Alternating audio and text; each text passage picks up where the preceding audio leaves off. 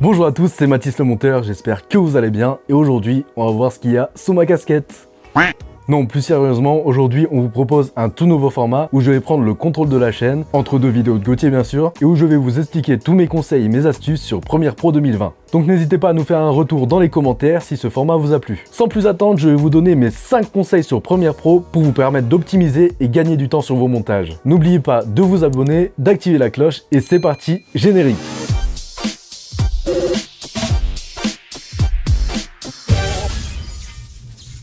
Ma première astuce dans Premiere Pro 2020, c'est de réorganiser mon espace de travail. Alors pourquoi je réorganise mon espace de travail? Tout simplement pour avoir quelque chose d'adapté, pour me permettre de gagner du temps sur tous mes effets, et puis surtout d'avoir mon propre poste de travail. N'oubliez pas que dans Premiere Pro, tout est modulable, tout est personnalisable, et c'est vraiment super pratique. Je vais vous montrer ça tout de suite. Donc là, je viens d'ouvrir Premiere Pro, et vous pouvez voir qu'on a des espaces de travail prédéfinis, comme par exemple l'onglet montage, effets, audio, images, assemblage, couleurs, etc. Ces onglets sont très pratiques, mais c'est pas ça qu'on cherche. Nous, ce qu'on veut, c'est vraiment personnaliser à fond Premiere Pro. Donc comme je vous l'ai dit tout à l'heure, tout est modulable. Moi, ce que j'aime dans mon espace de travail particulièrement, c'est de mettre mes effets à côté de la timeline. Tout simplement parce que ça me permet directement de glisser mes effets directement sur mes rushs dans ma timeline. Si je clique sur effets en haut à droite, on peut voir que déjà je peux le déplacer. Je peux le déplacer au centre de ce panneau, sur ce panneau-ci, à droite, à gauche, en haut, en bas. Je peux même ouvrir une fenêtre à part entière, mais ça ne m'intéresse pas. Donc ce que je vais faire, c'est que je vais le mettre à côté de mon audiomètre.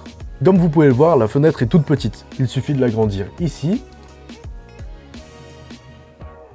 Et voilà, on a nos effets à côté de la timeline. Alors je peux directement ouvrir mes effets et les mettre sur les clips vidéo. Ce qu'on peut faire également, c'est enregistrer cette disposition. Donc ce qu'on va faire, c'est qu'on va aller dans le petit menu qui se trouve à côté d'effets. On clique dessus et puis on fait enregistrer comme nouvel espace de travail. Alors on peut le renommer, moi je vais l'appeler Mathis.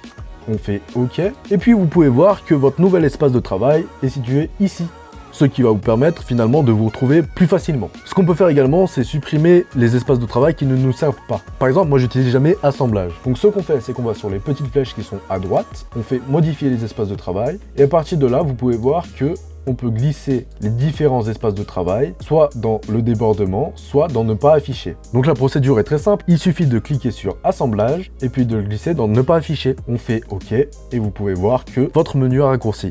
Mon astuce numéro 2, c'est de démarrer un projet tout en exportant une vidéo. Alors ça, c'est une astuce que j'ai appris il y a pas très longtemps et ça va me permettre vraiment d'optimiser mon temps si j'ai beaucoup de montage à effectuer. Donc là, imaginons que je viens de monter ma vidéo, on va réaliser un export basique. Donc je vais dans Fichier, Exportation, Médias. Donc à vous de trouver les meilleurs réglages d'exportation pour vos vidéos. Et ensuite, au lieu d'exporter directement, je vais aller dans File d'attente.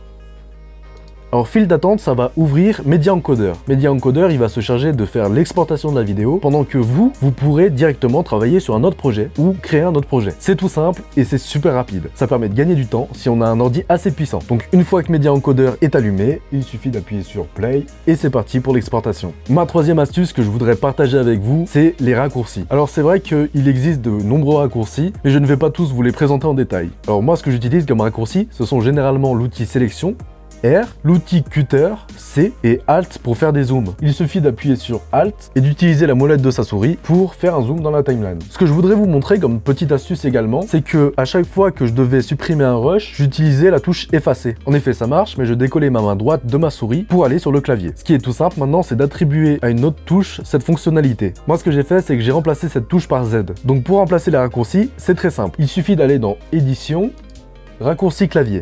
À partir de là, on peut taper dans la barre de recherche « Supprimer ».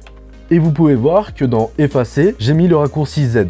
Alors, comment ça marche concrètement au montage? Ce que je fais généralement, c'est que je zoome directement dans la timeline, je regarde où est-ce qu'il y a un vide, donc généralement c'est là où Gauthier ne parle pas. Je prends mon outil Cutter avec le raccourci C, je coupe à cet endroit-là. Je reprends mon outil sélection, donc R, et j'efface avec Z. Rappelez-vous, on a fait un raccourci tout à l'heure. Et voilà, le rush a été effacé, ce qui me permet dès à présent de faire effacer et raccorder. Donc j'appuie au milieu des deux rushs et je fais Z. Et voilà, on a directement un raccord entre les deux vidéos.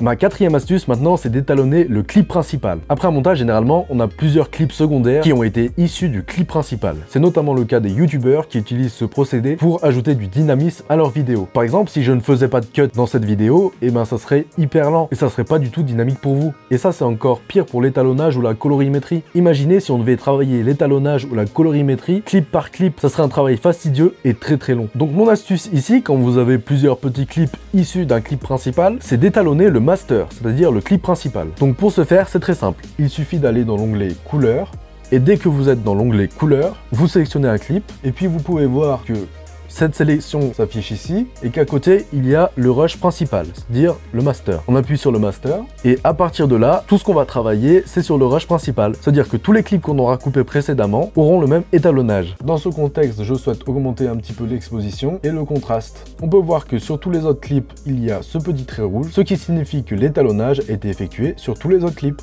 Cinquième et dernière astuce, il s'agit de copier des effets audio sur toute la piste audio. Alors pareil que précédemment, quand on fait du montage, il se peut qu'on ait des dizaines voire des centaines de clips qu'on a coupés du rush principal. Cependant, vous pouvez voir ici qu'on a différentes pistes audio et donc qui nous permettent de ne pas travailler clip par clip. Pour ce faire et pour ajouter des effets à cette piste, notre piste principale c'est celle-là puisqu'il n'y aura que les voix, il suffit d'aller dans l'onglet audio. Lorsque nous sommes dans l'onglet audio, c'est très simple. Il suffit d'aller dans mixage des pistes audio et de dérouler le petit menu. Alors c'est vrai qu'il n'est pas évident à trouver, il y a juste une petite flèche, mais dès que vous l'avez trouvé, c'est génial. Et à partir de là, vous pouvez voir un petit encart qui s'appelle FX et qui permet de rajouter des effets. Donc dans mon cas, par exemple, j'ai envie de mettre un compresseur. Ce que je vais faire, c'est que je vais faire amplitude et compression.